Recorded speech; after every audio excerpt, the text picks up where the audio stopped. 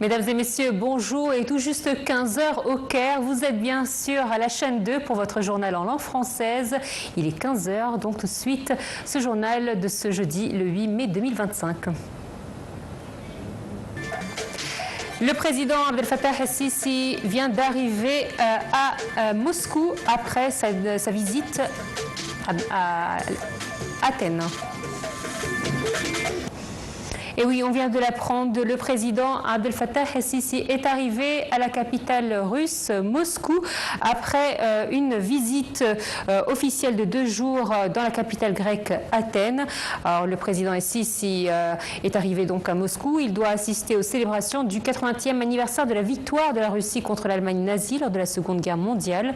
En marge de ces célébrations, le chef de l'État s'entretiendra avec son homologue russe Vladimir Poutine des moyens de renforcer les relations bilatérales et d'un nombre de dossiers régionaux et internationaux d'intérêt commun. Et pour revenir à sa visite en Grèce, le président Abdel Fattah el-Sisi a réaffirmé, après sa rencontre avec le Premier ministre grec Kyriakos Mitsotakis, le refus catégorique de l'Égypte de l'utilisation de la famine et de la privation de soins médicaux comme arme contre les civils dans la bande de Gaza. Le président el-Sisi a également déclaré que le partenariat stratégique entre l'Égypte et la Grèce constitue un modèle à suivre dans la région du Moyen-Orient. Le président el-Sisi a visité la Grèce dans le cadre du renforcement des relations bilatérales. Au cours de sa visite, le chef de l'État et son homologue grec ont discuté des développements à Gaza, en Syrie, au Yémen, de la navigation en mer Rouge et de l'immigration illégale. En marge de sa visite en Grèce, le président Abdel Fattah el-Sisi a reçu mercredi au siège de sa résidence à Athènes M. Dimitrios Kopelouzous, président du groupe grec d'électricité Kopelouzous. Le président a affirmé au cours de la rencontre la volonté de l'Égypte de renforcer sa coopération avec le groupe grec dans le domaine de la production d'électricité à partir de sources nouvelles et renouvelables en vue de son exportation vers l'Europe à travers la Grèce dans le cadre du projet d'interconnexion électrique entre les deux pays. La rencontre a permis de s'accorder sur l'importance de tirer parti de l'infrastructure moderne que l'Égypte avait mis en place et développée dans le secteur de l'électricité ainsi que de ses ressources naturelles uniques qui la qualifient à devenir l'un des pays leaders à l'échelle mondiale dans le domaine de la production d'énergie renouvelable et nouvelle.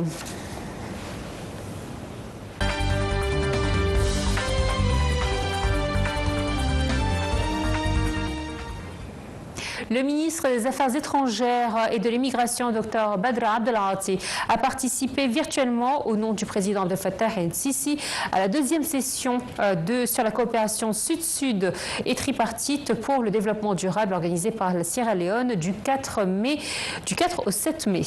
Au cours de cette séance, le ministre des Affaires étrangères a exprimé sa gratitude au mécanisme africain d'évaluation par les homologues pour ses efforts louables visant à consolider et à renforcer la bonne gouvernance sur le continent africain. Le ministre a souligné que le système international actuel traverse une phase délicate et charnière à la lumière de l'escalade des tensions géopolitiques et économiques. Le Premier ministre, Dr Mostafa Madbouli, a affirmé son attachement au suivi de la mise en œuvre des projets liés au développement et à l'amélioration de la qualité des services médicaux qui figurent parmi les priorités de l'État. Alors, ces déclarations sont faites lors de sa visite au gouvernorat d'Orarbeya où il a inspecté un certain nombre de projets de services et de développement, poursuivant ainsi ses tournées d'inspection dans les différents gouvernorats. Il a notamment visité l'hôpital spécialisé de Mahalla ainsi que le projet de couverture du canal situé en face de celui-ci dans le cadre de la réalisation de la route Sekat-el-Wosta, tout en veillant à accroître la fourniture des services dans les villages nécessiteux. Le Premier ministre a ajouté que la visite de ces infrastructures médicales dans le gouvernorat vise également à suivre les services fournis dans le cadre de l'initiative présidentielle Un nouveau départ pour construire l'être humain. Elle vise également à suivre les efforts d'encouragement à l'investissement dans le domaine des soins de santé. Lors de sa visite au gouvernorat d'Al Gharbiya, le chef du gouvernement a également inspecté le projet de logement pour les personnes à faible revenu mis en œuvre par le Fonds de développement urbain. Dr Madboulia a en outre inspecté la nouvelle station de traitement d'eau potable de Melahia dans le but d'élever la qualité et le niveau des services, en particulier dans les villages ruraux et les zones défavorisées.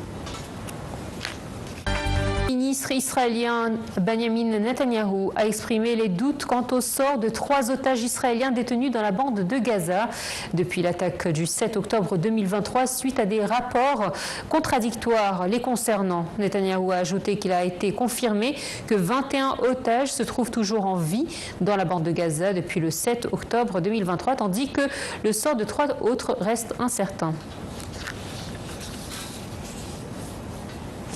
L'agence officielle libanaise a fait état d'une série de frappes israéliennes jeudi dans le sud du Liban, en dépit du cessez-le-feu entre Israël et le mouvement Hezbollah.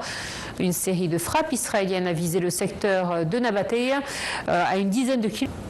Les Houthis vont poursuivre leurs attaques contre les navires israéliens au large du Yémen, route maritime cruciale pour le commerce mondial, a déclaré un responsable du groupe yéménite, malgré le cessez-le-feu conclu avec Washington, mettant fin à des semaines de violentes frappes américaines. Un jour après avoir accepté de cesser de viser les navires américains, un haut responsable Houthi a déclaré qu'Israël était exclu de l'accord de cessez-le-feu. Israël ne fait pas partie de l'accord, il ne concerne que les navires américains et les autres navires, a précisé cette source. L'ONU a elle aussi salué l'accord, appelant une nouvelle fois à la retenue et à la désescalade au Yémen et aux alentours. Une attaque de drones a visé la principale base navale du Soudan mercredi, a annoncé une source militaire après des frappes sur d'autres sites stratégiques du Port-Soudan, siège provisoire du gouvernement. La veille, des frappes également attribuées par l'armée aux forces du soutien rapide FSR. L'Inde et le Pakistan se sont mutuellement accusés jeudi d'avoir mené des attaques de drones, aggravant l'inquiétude d'une communauté internationale qui appelle les deux puissances nucléaires à une désescalade. New Delhi assure la trêve de 3 jours avec l'Ukraine, ordonnée de façon unilatérale par le président russe Vladimir Poutine à l'occasion des commémorations de la victoire contre l'Allemagne nazie le 9 mai, est entrée en vigueur jeudi. L'Ukraine n'a jamais accepté cette trêve et l'a qualifiée d'opération de communication, appelant plutôt à un cessez-le-feu de 30 jours. Voici les détails avec Rasha Samir et Perian Farou. Le cessez-le-feu à l'occasion du 80e anniversaire de la grande victoire contre l'Allemagne nazie a commencé jeudi, c'est ce qu'a déclaré l'agence de presse officielle russe RIA Novosti. L'Ukraine n'a jamais accepté cette trêve et l'a qualifiée d'opération de communication, appelant plutôt à un cessez-le-feu de 30 jours. Quelques heures avant l'entrée en vigueur de l'ordre de Poutine, la Russie jour.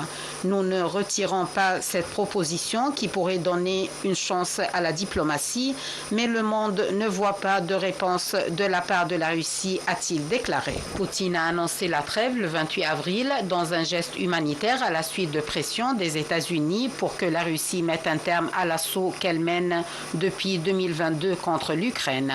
Depuis son investiture en janvier, le président américain Donald Trump tente de négocier un cessez-le-feu durable entre Moscou et Kiev, mais il n'a pas réussi à obtenir de concessions majeures de la part du Kremlin.